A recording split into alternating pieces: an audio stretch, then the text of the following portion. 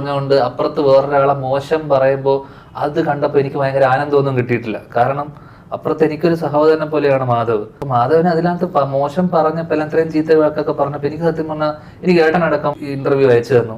ഏട്ടൻ സിനിമ ഇൻഡസ്ട്രിയിൽ ഒരുപാട് നിങ്ങൾ നല്ലത് പറഞ്ഞല്ലോ, ഏട്ടൻ എനിക്ക് സ്മൈലി കിട്ടുന്നു. പക്ഷെ എനിക്ക് ഭയങ്കര വിഷമം തോന്നി. കാരണം അപ്പുറത്തെ ഒരാളെ പറ്റി നല്ലത് പറയുമ്പോൾ ഇപ്പുറത്തെ ഒരാളെ പറ്റി, ഒരു മനുഷ്യനെ പറ്റി മോശം പറഞ്ഞതിന്റെ ഇടയിലാണല്ലോ എന്നെ പറ്റി നല്ലത് പറഞ്ഞത്. അത് ഞാൻ അതുകൊണ്ട് അത് ആസ്വദിച്ചൊന്നുമില്ല. എന്തെങ്കിലും അശ്വന്ത് അത് ഞാൻ അല്ലെങ്കിൽ ഞാൻ എപ്പോഴും അശ്വന്തിന് മെസ്സേജ് അയക്കുന്നു, വല്ലപ്പോഴും മെസ്സേജ്. പിന്നെ ഞാൻ അശ്വന്തിനോട് അതിനെക്കുറിച്ച് സംസാരിച്ചില്ല. കാരണം ഒരേ നാണയത്തിൽ മറുപടി കൊടുക്കണം നിർബന്ധമൊന്നുമില്ല. നമുക്ക് വേണമെങ്കിൽ 24 വയസ്സുള്ള ചെറുപ്പക്കാരൻ, ഒരു പയ്യൻ, അവൻ പറഞ്ഞതിന് വേണം നമുക്ക് ക്ഷണിച്ചു കൊടുക്കാം. അശ്വന്തിന് ആ സമയത്ത് തോന്നിക്കാണോ അത് അങ്ങനെ റിയാക്ട് ചെയ്യണമെന്ന് അശ്വന്റെ ചോയ്സ്. പക്ഷെ അത്തരത്തിൽ റിയാക്ട് ചെയ്തതിനോട് എനിക്ക് ഭയങ്കര ഒരു വിഷമം. എനിക്കറിയാവുന്ന, എനിക്ക് മാധവിനേക്കാളും എനിക്ക് ബന്ധമുണ്ട് അശ്വന്തുമായിട്ട്. അപ്പൊ മാധവിനേക്കാളും എനിക്ക് സൗഹൃദമുണ്ട്. മാധവനെ എനിക്ക് വലിയ പരിചയമില്ല. ഗോകുലുമായിട്ട് എനിക്ക് നല്ല ബന്ധമുണ്ട്. പക്ഷെ അതിനറിയില്ല. പക്ഷെ അശ്വന്തിനോട് എനിക്ക് നല്ല ബന്ധമുള്ളതുകൊണ്ട്